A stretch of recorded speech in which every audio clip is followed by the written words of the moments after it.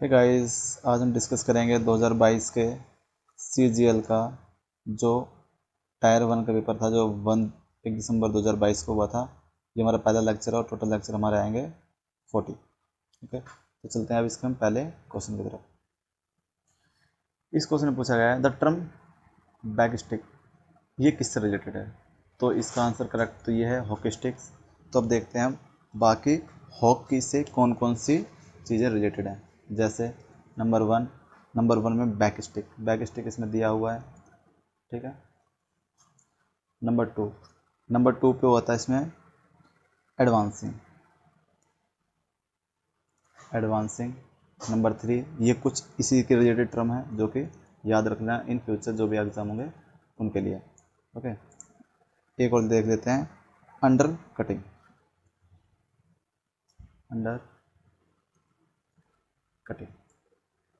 एक और देख लेते हैं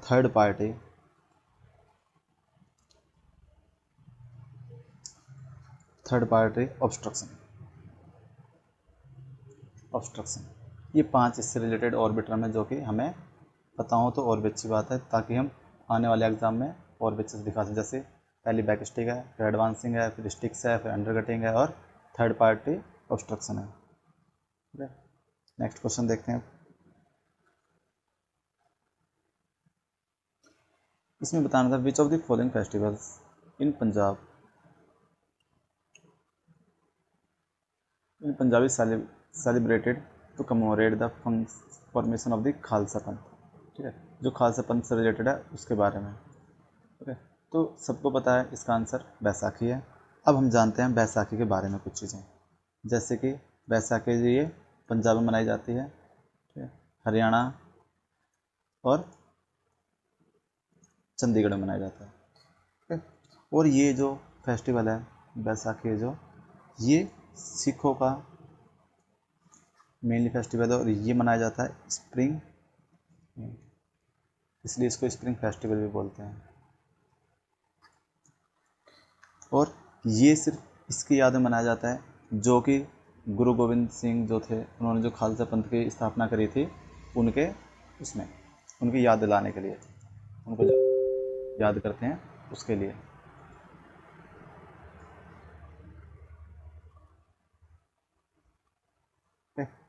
अब देखते हैं और भी चीज़ें, जैसे कि इसके बारे में देखते हैं पहले लोहरी के बारे में। जो ये लोहरी है, ठीक है, ये इसमें बोनफायर होता है, आपको सबको पता होगा, मकर संक्रांत से पहले। ठीक है, और ये जो ये हार्वेस्ट फेस्टिवल है, ठीक है, और ये माघ जो मंथ होता है उसमें मनाया जाता है। प्लस ये जो पंजाब से ही रिलेटेड मेनली तो ये ओके गाइस। और ये राबी क्रॉप होता है जो उससे उसके टाइम पे ये मनाया जाता है, फिर राबी क्रॉप ही है। और इसके बारे में एक चीज़ देख लेते हैं, जो इसका नेचर है वो मदर नेचर है। कैसा नेचर है? मदर नेचर दिखाता है ये, ठीक है, ये मदर नेचर दिखाता है। और ये मदर नेचर भी कैसा हो, इसका मतलब है अटैचमेंट ऑफ पीपल। ओके, ये चीज़ें कुछ इससे रिलेटेड है, ये हमने देख लिया है। अब चलते हैं तीज तीज देखते हैं तीज। ठीक है, जो तीज जो फेस्टिवल है ये मेनली राजस्थान का है। ठीक है, जैसे राजस्थान में है जो यहाँ पे और भी तीज मनाई जाती है, जैसे हरियाली Teej, number 1। Number 2 Hartalika Teej. Number 3 कजारी या काजरी। ये भी कुछ तीजें हैं जो कि राजस्थान में मनाई जाती हैं। ठीक है, और जो ये तीज है ये जनरली ये मनाई जाती है वुमेनहुड स्प्रिट के लिए। ठीक है, इसमें क्या होता है, इसमें लॉन्ग डे का फास्ट होता है।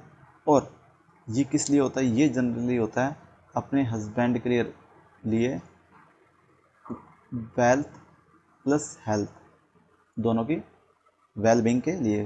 ओके, और जो इसके ये मनाया जाता है मेनली जुलाई एंड अगस्त, इन दोनों में से किसी एक मंथ में। ठीक है, तो ये हमने इसके बाकी ऑप्शन भी देख लिए।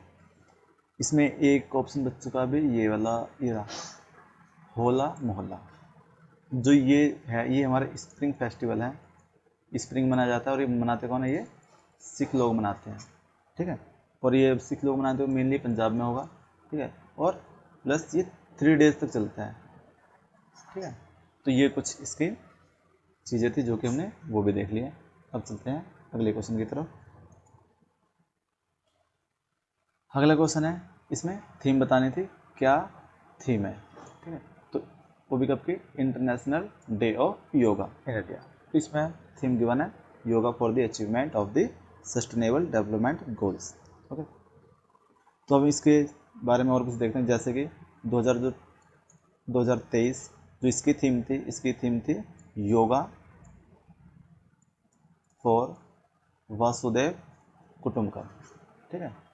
तो ये याद रख लेना, ये वासुदेव कुटुंबकम है 2023 के लिए, किसी फर्दर एग्जाम में पूछ सकते हैं, ओके। और ये 21 जून को क्यों मनाते हैं, इसका रीज़न देख लेते हैं। बिकॉज ये ईयर का सबसे लॉन्गेस्ट डे होता है, ईयर का सबसे लॉन्गेस्ट डे होता है, ओके, इसलिए। या फिर इसको बोल सकते हैं समर सोल्स्टिक, क्या बोल सकते हैं इसको? समर सोल्स्टिक, ठीक है। तो ये दोनों एक ही चीज़ है, समर सोल्स्टिक एंड लॉन्गेस्ट डे, ठीक है। अगला क्वेश्चन देखते हैं। ये रहा, ये बहुत ज़्यादा इजी क्वेश्चन है, आई थिंक सबका ही सही हुआ होगा इसका कैल्शियम ऑक्साइड, ठीक है। अब देखते हैं इसको, और भी चीज़ें देखते हैं इसके बारे में, जैसे कि इसको क्विक लाइम भी बोलते हैं, क्या बोलते हैं इसको? Quick lime, okay. Plus burnt lime भी बोलते हैं, ठीक है। तो क्विक लाइम की जगह कई बार ये चीज़ें भी डाल देगा और बताएगा कि मुझे आंसर बताओ, इसका क्या आंसर है, ठीक है।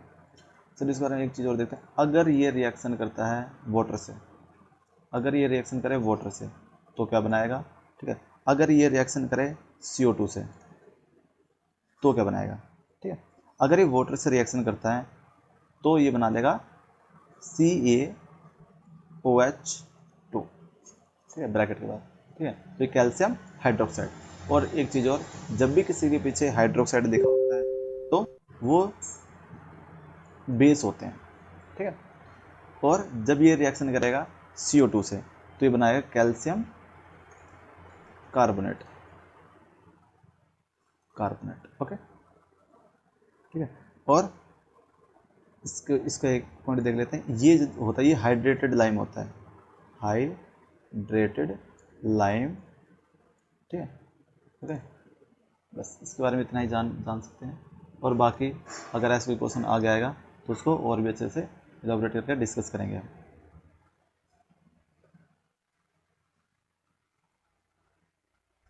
ओके, हमारा अगला क्वेश्चन है, इसमें बताना है कि what is the SI unit of work done.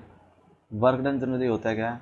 जब हम किसी पे फोर्स लगाएं और वो वहाँ से चीज़ मूव कर जाए, ठीक है, ओके। तो ये हो जाएगा वर्क डन, ठीक है। जैसे ये कोई बॉक्स है M और मैंने इस पर फोर्स लगाया और ये यहाँ से यहाँ पे शिफ्ट हो गया, तो इट मीन्स वर्क हुआ है या फिर वर्क डन हुआ है। तो इसकी जो यूनिट है सबको पता होगा, जूल होगा, ठीक है। अब देखते हैं इसके बाकी ऑप्शन। जो वॉट है, वॉट W से डिनोट करते हैं, और तो ये ऐसा यूनिट है, ये पावर की, ठीक है। जो डेसिबल है ये साउंड की, ओके। और जो एम्पियर है ये करंट की, एम्पियर, ठीक है। अब जो वोल्टेज होती है, वोल्टेज को देख लेते हैं। जो वोल्टेज होती है इसकी होती है वोल्ट, ठीक है। वोल्टेज को कई बार हम पोटेंशियल डिफरेंस ही बोलते हैं, क्या बोलते हैं इसको? Potential difference, PD, okay. That's it. Next question देखते हैं। अरे ओहो, ये अच्छा क्वेश्चन था। इसमें बताना किस में न्यूक्लियर फ्यूल यूज़ नहीं हो रहा है या फिर न्यूक्लियर पावर प्लांट नहीं है। तो इसका सही आंसर है विजयवाड़ा, क्योंकि जो ये है ये हमारा थर्मल बेस्ड है, ये थर्मल पावर प्लांट है ये, ठीक है, इसलिए। अब देखते हैं बाकी के न्यूक्लियर पावर प्लांट। तो बाकी के जो न्यूक्लियर पावर प्लांट है उसके बारे में जानते हैं, क्या क्या है और कहाँ कहाँ है और ये कब कब बनाए गए थे। सो सबसे पहले देखते हैं तारापुर, इसी को देख लेते हैं। जो ये तारापुर है ये हमारा महाराष्ट्र में है, ठीक है, और ये महाराष्ट्र में, और ये बनाया गया था, या इसका जो इस्टेब्लिशमेंट हुई थी 1969 में। ये पहला और सबसे ज़्यादा ओल्डेस्ट है, ये सबसे ज़्यादा oldest nuclear power station in India है ये। ओके, जो इंडिया में सबसे पुराना है वो यही है। ओके, अब चलते हैं अगला, एक और देख लेते हैं इसी के साथ साथ लगे हाथ यहाँ पे, काकरापुर, ठीक है, एटॉमिक पावर स्टेशन, ठीक है। जो ये है ये इसके नाम से लगा खाकड़ा फावड़ा, ठीक है, जो कि चीज़ें गुजरात से रिलेटेड होती हैं। तो ये कहाँ पे है, ये गुजरात में है, ठीक है। ये बनाया गया था 1983 में, ठीक है। अब देखते हैं नेक्स्ट है कलपक्कम। नेक्स्ट देखते हैं ये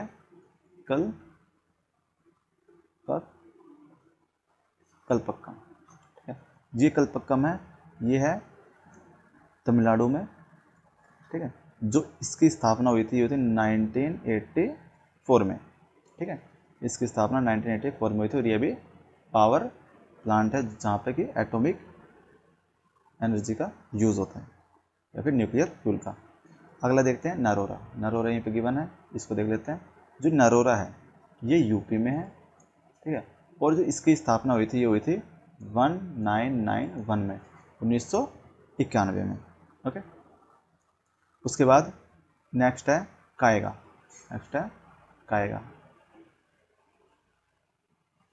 कायगा न्यूक्लियर पावर प्लांट, ठीक है। तो जो कायगा है ये हमारा कर्नाटका में, ठीक है, ये हमारा कर्नाटका में है, और जो इसकी स्थापना हुई थी वो थी 2000 सन में, ठीक है। ओके,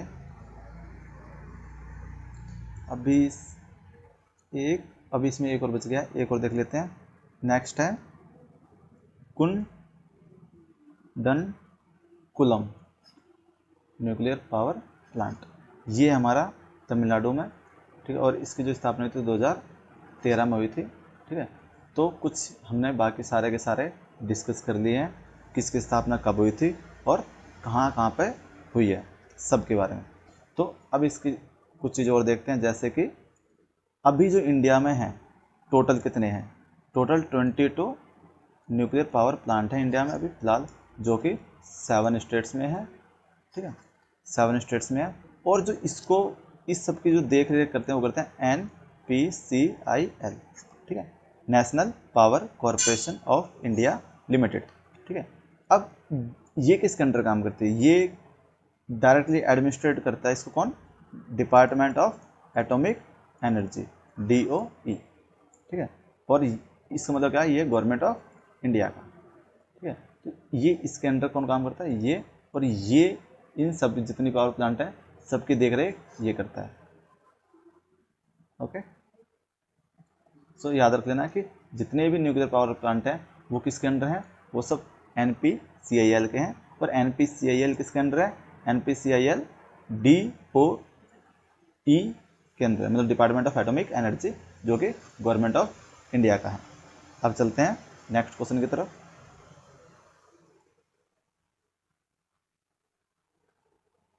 नेक्स्ट क्वेश्चन है जो रामकृष्ण मिशन है ये किसके ऊपर ध्यान देता है, तो ये देता है साल्वेशन के, ठीक है। ये किसने फाउंड किया था, ये फाउंडेड बाय स्वामी विवेकानंद, ठीक है। स्वामी विवेकानंद का ओरिजिनल नाम क्या था, नरेंद्र दत्त, ठीक है भाई। तो नरेंद्र, इनके बारे में कुछ बातें जाने, इन्होंने 1893 में शिकागो में स्पीच दी थी, ठीक है। ये पता जनरली सबको पता होता है बट फिर भी एक बार देख लेते हैं, ठीक है। इन्होंने स्पीच दी थी और इनके 2 बुक्स हैं, जो कि पहला नाम है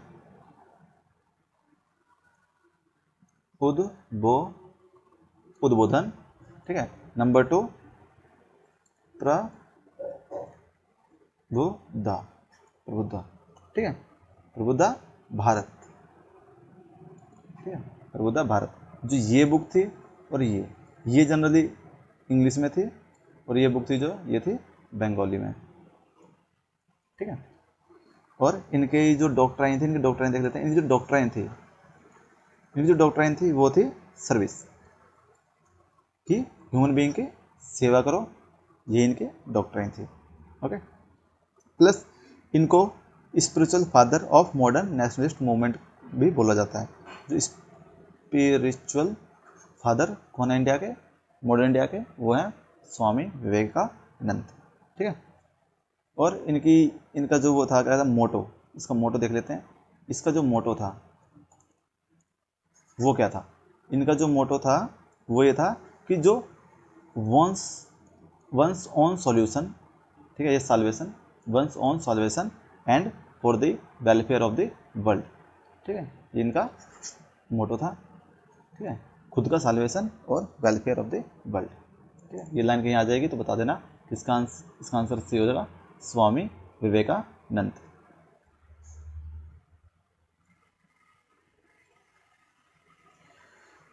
इंटरनेशनल नॉन वायलेंस डे, इसका वैसे आंसर सबको ही पता होगा कि इस नॉन वायलेंस से रिलेटेड कौन थे, मिस्टर गांधी जी, ठीक है।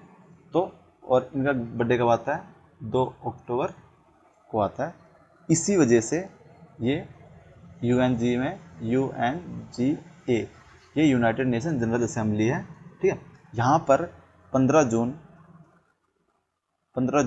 2007 को ये डिसाइड करा गया था कि 2 अक्टूबर को इंटरनेशनल नॉन वायलेंस डे मनाएंगे। इसका क्रेडिट किसको जाता है, गांधी जी को। ये गांधी जी के हिसाब से सही था, इसलिए कि नॉन वायलेंस नहीं करेंगे, अहिंसा परमो धर्म है, ठीक है। तो इस हिसाब से United Nation General Assembly decide करता कि ये मनाएंगे। Next, which of the following dynasties establish kingdom of Vijayanagar, तो यहाँ पे करेक्ट आंसर संगम डायनेस्टी है। संगम डायनेस्टी पहली डायनेस्टी थी, ठीक है। जो इसकी स्टैब्लिशमेंट देखते हैं अब, कौन आया फिर कौन आया फिर कौन आया, तो सबसे पहले आई थी संगम डायनेस्टी, ठीक है। ये इसकी जो इस्टेब्लिशमेंट है या फिर फाउंडर थे वो थे हरिहर एंड बुक्का, दोनों अलग अलग हैं, ठीक है, कंफ्यूज मत होना। ये दोनों भाई थे, ठीक है, ये दोनों भाई थे, और इन्होंने 1336 से लेके 1485 तक राज किया था वहाँ पे, ठीक है। और इनकी जो सक्सेसर डायनेस्टी थी वो थी सलुवा, ठीक है, जो कि सलुवा डायनेस्टी थी। इसका जो फाउंडर था वो था सलुवा नरसिम्हा,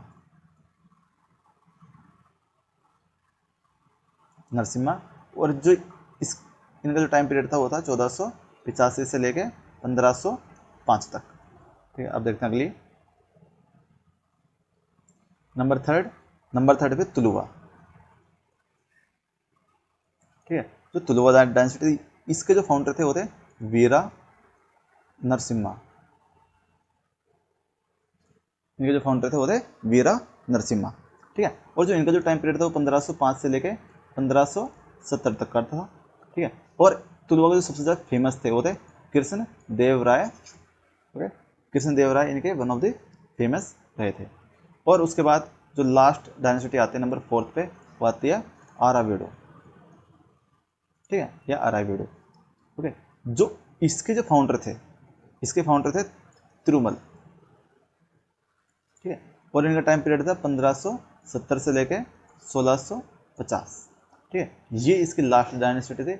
इसके बाद जो वॉर हुआ था उसमें ये पूरा विजयनगर टूट गया था, और उसमें धीरे धीरे से बीजापुर हो गया, अहमदनगर हो गया, ठीक है, गोलकुंडा हो गया, ये यहाँ से चीज़ें निकल गए थे, क्योंकि जो यहाँ के नायक थे या फिर रायाज थे, ठीक है, जो आर्मी चीफ थे, उन्होंने अपने अपने किंगडम बसाने की या इंडिपेंडेंट टेरिटरी को अक्वायर करने की कोशिश करी थी, और वो बन भी गए थे, ठीक है। अगला क्वेश्चन देखते हैं। हमारा अगला क्वेश्चन है वायुदूत को बताना है इसकी स्थापना कब हुई थी। तो इसकी स्थापना हुई थी 1981 में, ठीक है। और जो वायुदूत है ये किसी एक ने नहीं करी थी, ये करी थी 2 इंसानों ने मिलकर, मतलब 2 एजेंसीज, जो पहली एजेंसी वो थी एयर इंडिया, ठीक है, और जो दूसरी थी वो थी एयरलाइंस,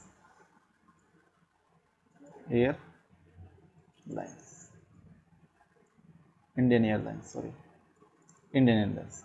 इन दोनों ने मिलकर इसकी स्थापना करी थी 1981 में, ठीक है। तो अब देखते हैं इसके बारे में।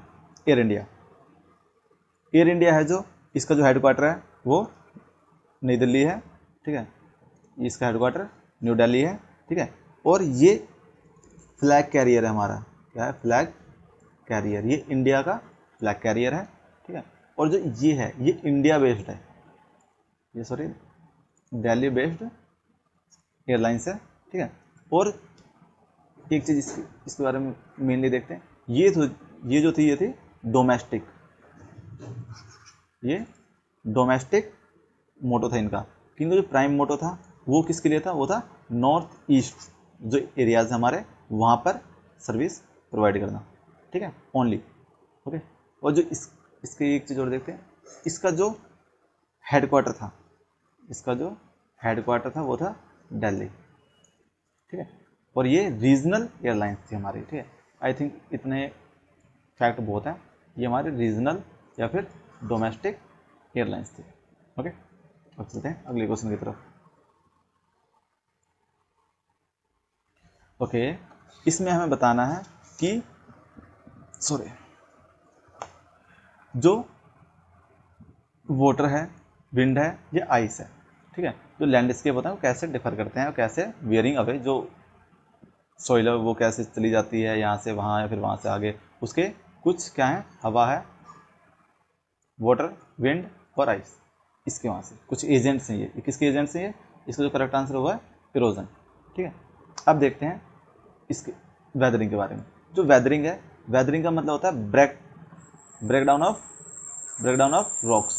जो बड़े बड़े चट्टान होते हैं वो जब घिस जाते हैं तो उसको बोलते हैं वेदरिंग, ठीक है। अब वेदरिंग भी बहुत सारे तरह की होती है, जैसे कुछ देख लेते हैं, जैसे कि फिजिकल वेदरिंग है, ठीक है, नंबर 2 केमिकल वेदरिंग है, नंबर 3 बायोलॉजिकल वेदरिंग है। तो ये कुछ वेदरिंग है जिनके बारे में हम देख चुके हैं, ठीक है। अब देखते हैं सेडिमेंटेशन। सेडिमेंटेशन हमको सबको पता है, जैसे ये वाटर है, ठीक है, यहाँ तक मैंने पानी भर दिया इसमें, ठीक है।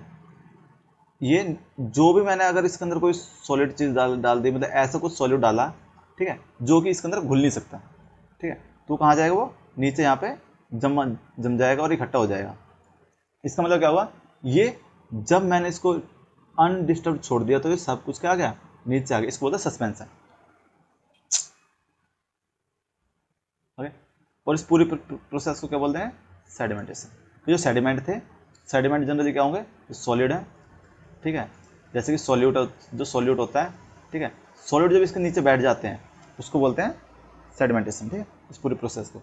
और सस्पेंशन देख लेते हैं, सस्पेंशन क्या होता है, सस्पेंशन भी सेम टू सेम ही होता है, ठीक है।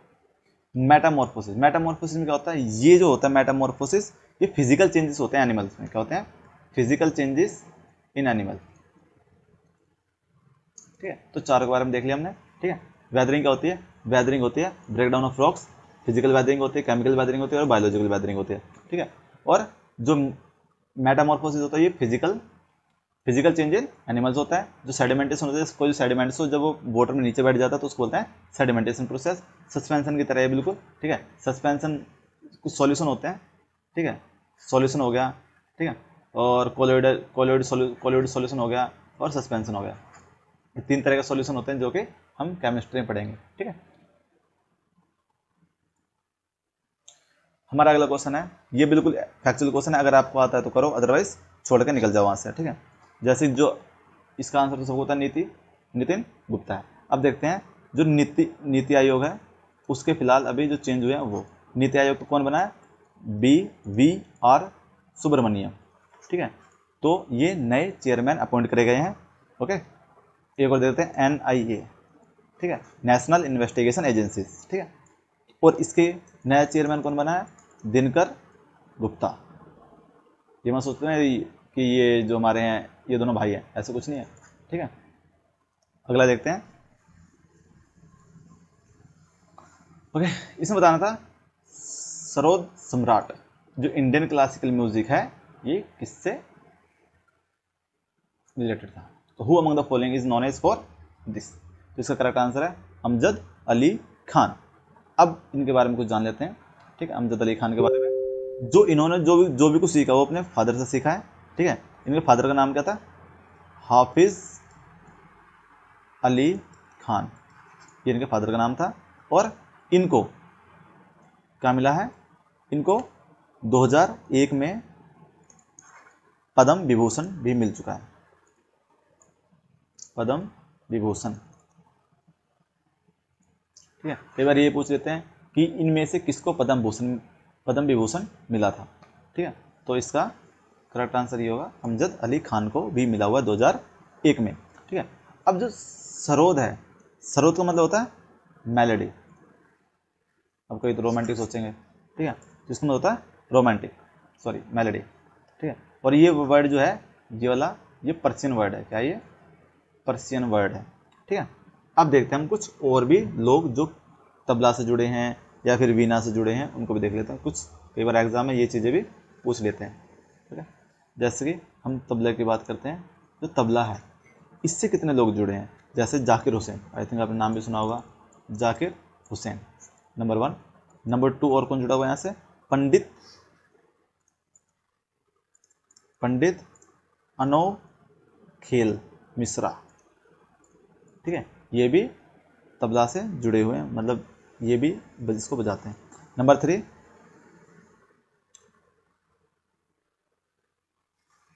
ओके, अहमद जनथिरा, ठीक है, एक ये भी नाम है। ये 3 लोग हैं जो कि तबला से जुड़े हुए हैं। और देखते हैं वीणा से कुछ लोग जो कि ये कौन कौन इसको बजाता है। जैसे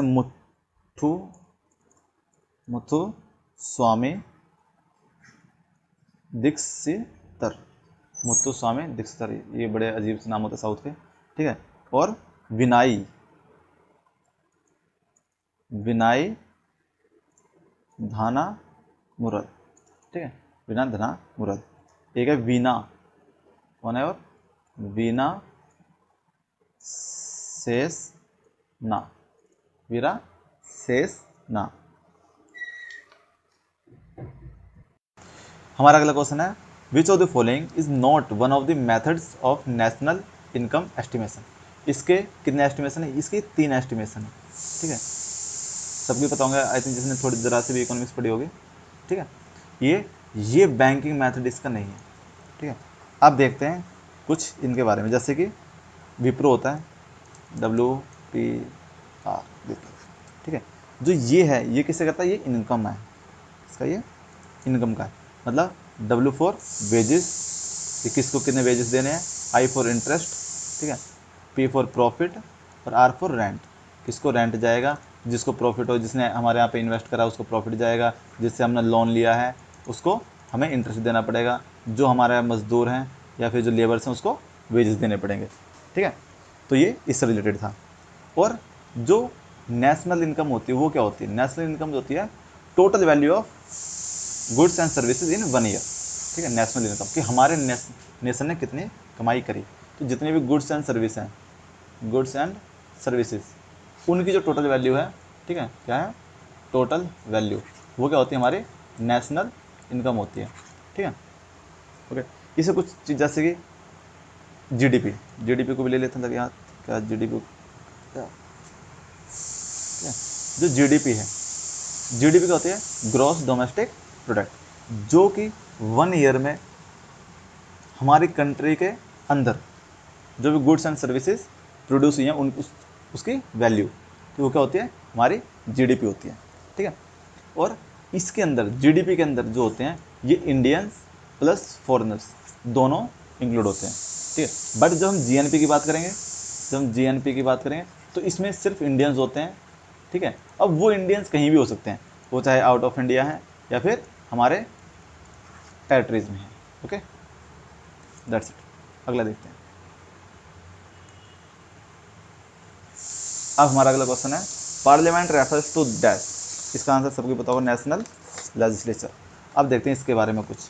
जो हमारी पार्लियामेंट है, ठीक है, ये इंडियन कॉन्स्टिट्यूशन में पार्ट 5 में आती है, ठीक है, पार्ट 5 में आती है, जो कि आर्टिकल 79 से लेकर 122 आर्टिकल के अंडर आती है। ठीक है, अब जो पार्लियामेंट है उसके काम क्या है, ठीक है, ये क्या क्या करती है, जैसे इसकी कंपोजिशन क्या है, ठीक है, वो सब कहाँ मिल जाएंगे इन्हीं आर्टिकल के बीच में। ठीक है, इन आर्टिकल की कंपोजिशन पता चल जाएगी, पार्लियामेंट की ड्यूरेशन क्या है, और इसके जो प्रोसेस हैं वो क्या हैं, और पावर्स, अपॉइंटमेंट। ठीक है, ये सब कहाँ है, पार्लियामेंट के अंडर है, जो कि ये आर्टिकल्स हैं, इन सब में एक एक चीज़ को डिफाइन किया हुआ है। ठीक है, अब देखते हैं हमारा जो पार्लियामेंट है उसका थोड़ा सा जानते हैं। जो हमारी पार्लियामेंट है वो अमेरिकन मॉडल पर बेस्ड है, किस पे, वो अमेरिकन मॉडल पे। और जो हमारी पार्लियामेंट है वो एक लेजिस्लेटिव ऑर्गन है। ठीक है, ओके। अब जो हमारे जो ऑर्गन है किसके, पार्लियामेंट के, उसके 3 ऑर्गन होते हैं। ठीक है, कौन कौन होते हैं इसमें, Lok Sabha, Rajya Sabha and president. President इसका मेंबर नहीं होता है, याद रख लेना, president is not a member of parliament. ठीक है, अब जो हमारी पार्लियामेंट है वो कैसी है, वो बाई कैमरल है। कैसी है वो, बाई कैमरल है। बाई कैमरल का मतलब क्या होता है, 2 हाउस होने चाहिए, जो कि राज्यसभा एंड लोकसभा है हमारे। ठीक है, आई होप इतना काफ़ी होगा, बाकी हमारे आने वाले लेक्चर्स में भी ऐसी चीज़ें मिलेंगी। ओके, नेक्स्ट है, okay, the CM of the which of the state inaugurated the project of women and child development department to provide the milk and eggs to children at anganwadi. इसका आंसर, करेक्ट आंसर केरला। ठीक है, अब केरला के बारे में कुछ देखते हैं। जो केरला के जो सीएम है, केरला के सीएम कौन इस टाइम पे, पिन्नार याई विजय यम विजय। ठीक है, जो ये लाए थे ये स्कीम। ठीक है, ओके, यहाँ के गवर्नर कौन है, यहाँ के गवर्नर है आरिफ मोहम्मद खान, ये यहाँ के गवर्नर हैं। ठीक है, यहाँ पे डिस्ट्रिक्ट देखते हैं कितने हैं, यहाँ पर 14 डिस्ट्रिक्ट हैं। ठीक है, लोकसभा की सीट 20 हैं और राज्यसभा की सीट 9 है। ठीक है, ये वो क्वेश्चन है जो कि आपको पता होने चाहिए, कभी भी कहीं भी किसी भी एग्जाम में पूछ लेंगे। ठीक है, अब देखते हैं केरला का स्टेट एनिमल क्या है। केरला का स्टेट एनिमल है इंडियन एलिफेंट, इंडियन एलिफेंट। ठीक है, और स्टेट बर्ड क्या है, स्टेट बर्ड, स्टेट बर्ड है यहाँ का, ठीक है, great hornbill, great hornbill. Hornbill नाम का एक फेस्टिवल है जो कहाँ मनाया जाता है वो आप कमेंट कर सकते हो। नेक्स्ट, कैमल प्रोटेक्शन, सबको पता है कैमल कहाँ पाए जाते हैं, तो सिंपल से होता है राजस्थान। तो ये स्कीम राजस्थान लेके आया था। ओके, क्योंकि यहाँ पे जो कैमल थे वो क्या हो रहे थे, वो डिक्लाइन हो रहे थे। ठीक है, इसलिए तो ये स्कीम लेके आए थे राजस्थान गवर्नमेंट। राजस्थान गवर्नमेंट में जो सीएम है वो कौन है, सीएम यहाँ के Ashok Gehlot, Ashok Gehlot.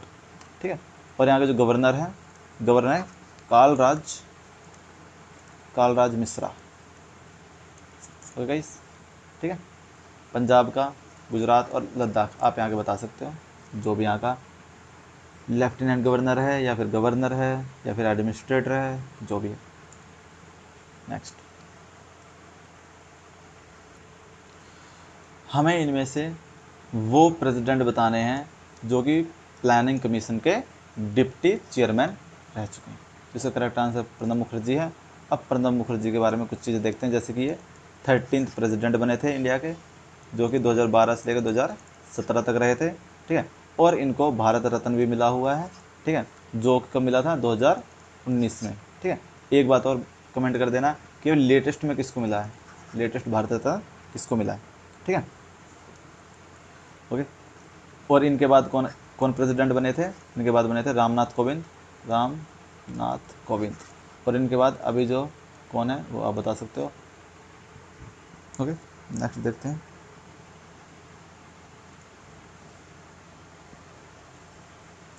Golgi apparatus maturing faces, ये होता है कॉन्वेक्स लेंस की तरह, ये ऐसे दिखता है कुछ ऐसे इससे। ठीक है, ओके, जो गोल्गी एपरेटस होता है ये क्या करता है, ये जनरली स्ट्रेंथ प्रोवाइड करता है जो भी हमारे ऑर्गन्स होते हैं या सेल्स के जो, ओके, और ये हमें पढ़ने के लिए मिलते हैं NCERT 9th क्लास के है, उसमें चैप्टर नंबर पता नहीं कौन सा है, आई थिंक छठा सातवां होगा, उसमें देख लेने के बाद आप सारे के सारे जितने भी ऑर्गेनल्स होते हैं वो पढ़ लेना, कोई ना कोई पूछ ही लेते हैं किसी ना किसी एग्जाम में। ठीक है, नेक्स्ट देखते हैं। Raja Ram Mohan Roy founded a form reform association known as Brahmo Sabha which later known as Brahmo Samaj. ठीक है, जो ब्रह्मो समाज है ये दो पिलर पर टिका हुआ था, तो pillar number 1 and pillar number 2। Pillar number 1 क्या था, वेदास। ठीक है, नंबर 2 उपनिषद। ठीक है, ओके। और जो ब्रह्मो समाज थे ये सपोर्टर थे किसके, Hinduism and monotheism, Hinduism and monotheism, एक भगवान को मानो। ठीक है, और इसमें राजा राम जो मोहन रॉय थे इन्होंने इसकी स्थापना करी थी 1828 में। ठीक है, और इन्होंने ही सती प्रथा को ख़त्म करवाने की कोशिश करी थी, जो कि विलियम बेंटिक जो गवर्नर जनरल थे उन्होंने इसको अबोलिश कर दिया था। ओके, ये मेन इसके हेड रहे एक तरह से। ठीक है, उसके बाद 1865 के आसपास क्या हुआ, जो ये ब्रह्म समाज था ये दो भागों में टिका था, एक किसका हो गया था, केशव चंद्र सेन का, और दूसरा हो गया देवेंद्रनाथ टैगोर का। ठीक है, इसका डिवीज़न कब हुआ ब्रह्म समाज का, ये हुआ था 1865 में। किस किस का, केशव चंद्र सेन और Debendranath Tagore. Okay, question number 21, इसमें बताना dash part of the xylem tissue in a plant store food. तो जाइलम पैरेन्काइमा। ठीक है, तो जो जाइलम टिश्यू है ये किस किस से बना है, ये बना है ट्रैकाइड्स, ठीक है, vessels, number 1, number 2, number 3 xylem fibres, xylem fibre ये स्ट्रेंथ प्रोवाइड करता है, स्ट्रेंथ देता है ये। ठीक है, नंबर 4 जाइलम पैरेन्काइमा ये स्टोरेज करता है किसका, फूड का। ठीक है, प्लस H2O। ठीक है, या फिर बोल सकते हैं कार्बोहाइड्रेट बोल सकते हैं, इसको क्या बोल सकते हैं, कार्बोहाइड्रेट। ओके, क्वेश्चन नंबर 22, इसमें बताना था जो एल्बम थी ऑफ विंड्स ऑफ समसारा ये किसने, ये थी रिकी केज, इसके करेक्ट आंसर। ओके, ये वो क्वेश्चन है जो आता है तो करो, अदरवाइज वहाँ से आगे बढ़ जाओ, अपना नेगेटिव नंबर मत कराओ, जितने भी होते हैं 0.25 होते हैं, 0.5 होते हैं। ओके गाइस, नेक्स्ट देखते हैं। In which of the following Indian state Harappan site not have been founded. इसको सबको पता है, कुछ गुजरात में भी हैं, कुछ राजस्थान में भी हैं, कुछ हरियाणा में, बट यहाँ पर अभी तक एक भी नहीं मिली है हड़प्पन साइट, जो कि IVC है। IVC कहाँ कहाँ पे फैली हुई है, पंजाब है, पंजाब पाकिस्तान, पंजाब पाकिस्तान, गुजरात, राजस्थान, हरियाणा। ठीक है, यहाँ पे IVC है, जो कि पंजाब दो हैं, एक पंजाब है पाकिस्तान का और एक है इंडिया का, जिसमें दोनों शामिल हैं। ठीक है, और हड़प्पन जो साइट है वो कहाँ पे है, हड़प्पन साइट फैली हुई है पंजाब एंड पाकिस्तान।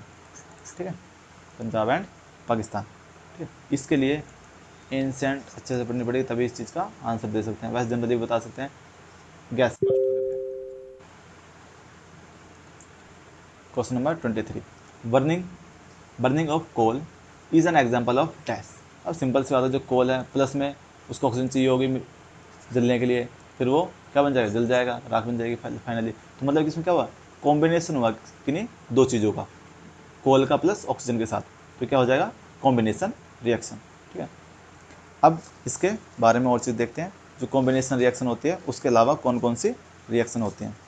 ठीक है, जैसे कॉम्बिनेशन रिएक्शन में होता क्या है, जो कॉम्बिनेशन रिएक्शन से A+B है, ठीक है, ये A भी बना देगा, तो क्या हो गया, ये कॉम्बिनेशन रिएक्शन। ठीक है, ओके। डीकम्पोजिशन क्या होती है, डीकम्पोजिशन दे रखी है, डीकम्पोजिशन से पता चल रहा है क्या है, टूट रहा है कुछ ना कुछ। ठीक है, तो डीकम्पोजिशन से A+B है। ठीक है, A+B को ब्रेक डाउन कर देंगे, सॉरी उल्टा बोल दिया। ठीक ठीक है, ए बी को ब्रेक डाउन कर देंगे ए प्लस बी में, ओके, तो हो जाएगी ब्रेक डाउन, तो मतलब डिकम्पोजिशन रिएक्शन। अब देखते हैं डिस्प्लेसमेंट रिएक्शन। डिस्प्लेसमेंट रिएक्शन के लिए क्या पता होना चाहिए हमें पता है कौन कितना पावरफुल है, कौन कितना पावरफुल है, ठीक है, ओके। जो जितना पावरफुल होगा वो उसको वहाँ से डिस्प्लेस कर देगा, जैसे कि A plus B C is equal to A C plus B, मतलब कौन ज़्यादा पावरफुल था, इसने यहाँ से इसकी तरफ आ गया, मतलब इसने इसको अट्रैक्ट किया और यहाँ पे आके बैठ गया, तो ये हो गया। तो मतलब डिस्प्लेस किसने किसको कर दिया, ए ने, किसने डिस्प्लेस करा है, ए ने करा है किसको, बी को, ठीक है।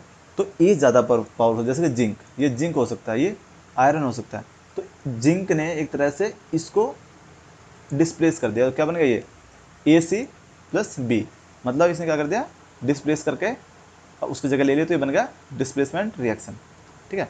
ऐसी है डबल डिस्प्लेसमेंट रिएक्शन। क्या है, डबल डिस्प्लेसमेंट रिएक्शन। इसमें क्या होता है ये भी देखते हैं। जैसे ए बी है प्लस में सी डी है, तो ये क्या हो जाएगा, ए सी प्लस बी डी, मतलब इन दोनों ने इसको, ए ने, एक सी ने बी को डिस्प्लेस कर दिया और इसने इसका जगह आके ले लिया, मतलब दो जगह एक बार में चेंज हुई, तो इसको बोलते हैं डबल डिस्प्लेसमेंट रिएक्शन, ओके।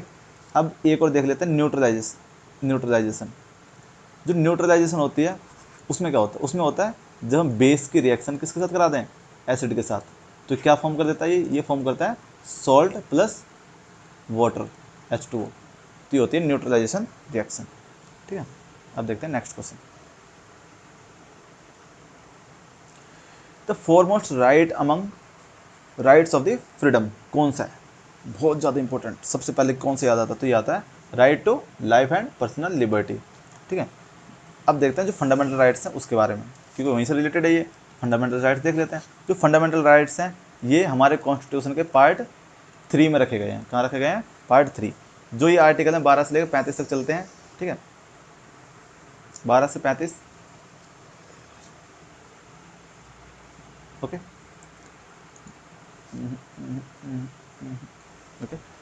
जो आर्टिकल राइट टू फ्रीडम है इसमें देखते हैं जो आर्टिकल 19, आर्टिकल 19 में अच्छे से देख लेते हैं। आर्टिकल 19 में कुछ अलग अलग चीज़ें, जैसे कि स्पीच एंड एक्सप्रेशन, ठीक है, ये 19 का अंडर है, और असेंबल, ओके, एसोसिएशन बनाना, मूव करना इंडिया में कहीं भी, ठीक है, रेजिडेंस कहीं भी घर लेकर रहना, और लास्ट है प्रोफेशन, कि मेरी मर्जी की बात है, मैं क्या कोई सी भी जॉब करूँ, कहीं भी घूमूँ, तो मैं कुछ भी बोल सकता हूँ, कहीं भी असेंबल हो सकते हैं, बट आर्म्स नहीं होनी चाहिए तुम्हारे पास, ठीक है।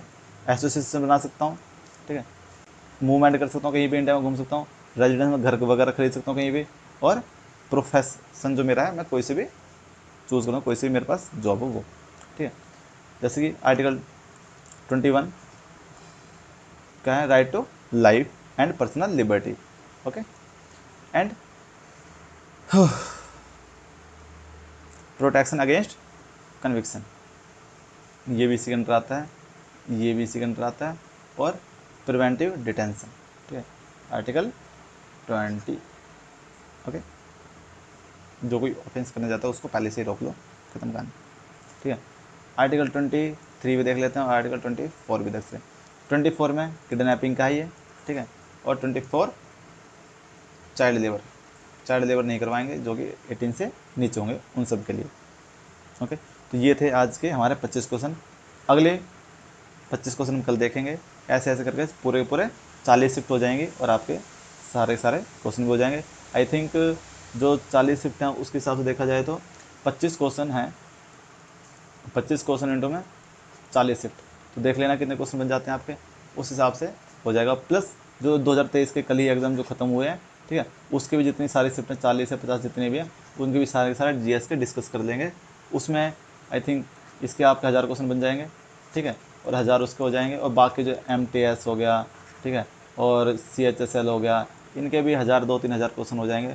तो इस हिसाब से जो टोटल लेक्चर हो जाएंगे 100 के आसपास हो जाएंगे। अब देख लेना, आई थिंक बहुत ज़्यादा हो जाएगा। 25 क्वेश्चन को मल्टीप्लाई कर देना 100 से, ठीक है, तो काफ़ी है, ठीक है। और धीरे धीरे हमारे जो एंशिएंट हो गया, मिडेवल हो गया, मॉडर्न हो गए, इसके लेक्चर आने वाले हैं, तो वो भी देखने के लिए रेडी रहना। Thank you guys for watching this.